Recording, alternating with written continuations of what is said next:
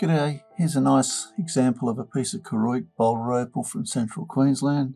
Rules in millimetres, and it's been wetted to help highlight the colours and patterns in the material. As you can see, it's full of opal.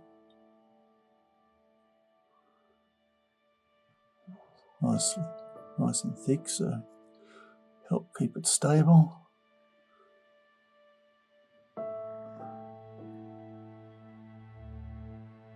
This is the better side, as you can see. Make a nice couple of stones perhaps, or specimen. Just depends what you want to do with it.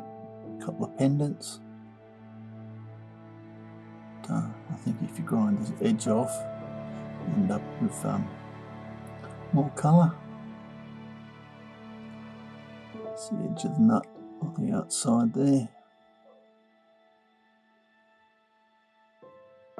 Anyway, hope you've enjoyed looking. Cheers.